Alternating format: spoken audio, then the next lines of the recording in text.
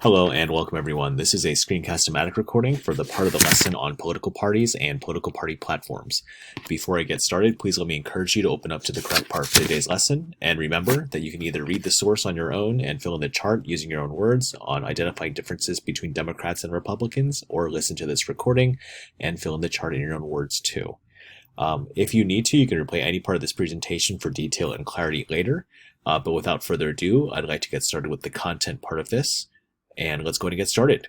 These are the differences between conservative versus liberal beliefs. So we all want the same things in life. We want freedom. We want the chance for prosperity. We want as few people suffering as possible. We want healthy children. We want to have crime-free streets. The argument is how to achieve them.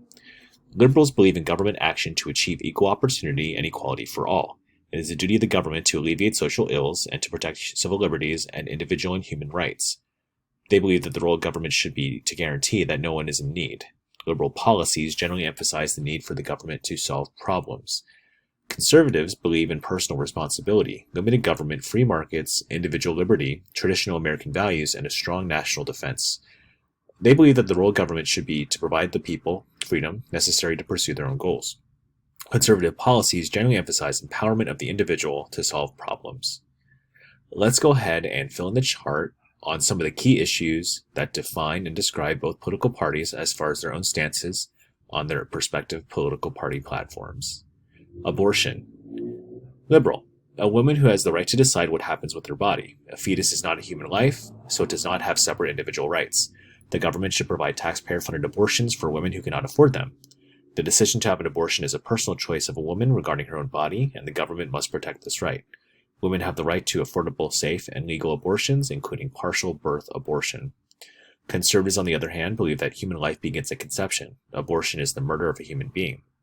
An unborn baby, as a living human being, has separate rights from those of the mother. Opposite, they oppose taxpayer-funded abortion. Taxpayer dollars should not be used for the government to provide abortions. So they support legalization to prohibit partial birth abortions too, called the partial birth abortion ban. On the issue of affirmative action, liberals believe this.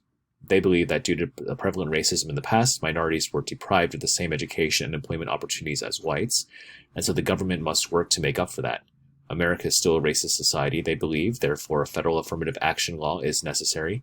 Due to unequal opportunity, minorities still lag behind whites in all statistical measurements of success.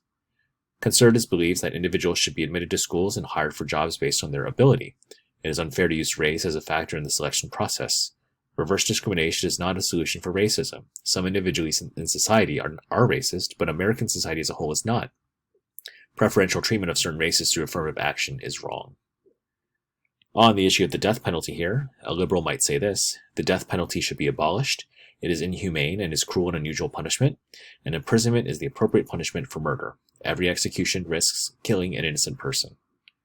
Conservatives believe this, though. The death penalty is a punishment that fits the crime of murder, and it is neither cruel nor unusual. Executing a murderer is the appropriate punishment for taking an innocent life. On the issue of economy, a liberal might say this: a market system in which government regulates the economy is best. Government must protect citizens from the greed of big business. Unlike the private sector, the government is motivated by public interest. Government regulation in all areas of the economy is needed to level the playing field. But a conservative might say this on the economy: the free market system, competitive capitalism, and private enterprise create the greatest opportunity and the highest standard of living for all. Free markets produce more economic growth, more jobs, and higher standards of living than those systems burdened by excessive government regulation. On the issue of education, liberals might say this: public schools are the best way to educate students. Vouchers take money away from public schools. Government should focus additional funds on existing public schools, raising teacher salaries, and reducing class size. Conservatives will say this: that school vouchers create competition and therefore encourage schools to improve performance. Vouchers will give all parents the right to choose good schools for their children, not just to those who can afford private schools. On the issue of energy, down here, a liberal might say this: oil is a depleting resource. Other sources of energy must be explored. The government must produce a national plan for all energy resources and subsidize, partially pay for, alternative energy research and production. Support increased exploration of alternative energy sources such as the wind and solar power, and support government control of gas and electric industries. On the other hand, on the topic of energy, Conservatives would say this, that oil, gas, and coal are all good sources of energy and are abundant in the U.S. Oil drilling should be increased both on land and at sea.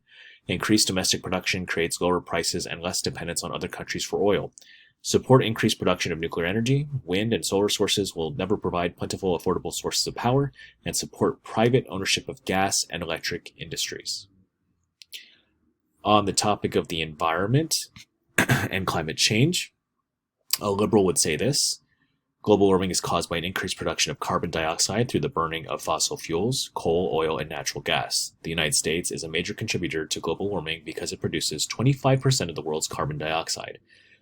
Proposed laws are needed to reduce carbon emissions in the U.S., and they're urgently needed and should be enacted immediately to save the planet. And there's many reputable scientists that support this theory. Conservatives, on the other hand, would say that change in global temperature is natural over long periods of time. Science has not shown that humans can affect permanent change to the Earth's temperature, and proposed laws to reduce carbon emissions will do nothing to help the environment and will cause significant price increases for all. Many reputable scientists support this theory, they say. On the issue of gun control, this should sound familiar with our recent study of the Constitution.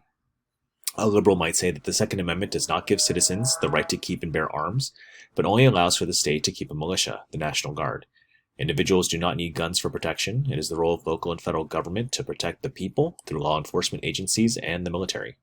Additional gun control laws are necessary to stop gun violence and limit the ability of criminals to obtain guns. More guns means more violence. Conservatives, on the other hand, would say that the Second Amendment gives citizens the right to keep and bear arms. Individuals have the right to defend themselves. There are too many gun control laws. Additional guns will not lower gun crime rates. What is needed is enforcement of current laws. Gun control laws do not prevent criminals from obtaining guns. More guns in the hands of law-abiding citizens means less crime. On the issue of healthcare, a liberal might say this. Support free or low-cost government-controlled healthcare. There are millions of Americans who can't afford healthcare and are deprived of this basic right. Every American has a right to affordable healthcare.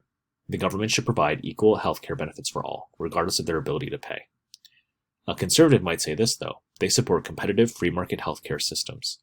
All Americans have access to healthcare. The debate is about who should pay for it. Free and low-cost government-run programs, socialized medicine, result in higher costs and everyone receiving the same poor quality healthcare. Healthcare should remain privatized, and the problem of uninsured individuals should be addressed and solved with the free market healthcare system. The government should not control healthcare fully. On the issue of homeland security, a liberal might say this, that airport security, passenger profiling is wrong, period, and the selection of passengers for extra security screening should be random. Using other criteria such as ethnicity is discriminatory and offensive to Arabs and Muslims, who are generally innocent and law-abiding. Terrorists don't fit a profile. Let's go ahead and move on to the next section here for conservatives with what they would say for homeland security. When it comes to airport security, choosing passengers randomly for extra security searches is not effective. Rather, profiling and intelligence data should be used to single out passengers for extra screening.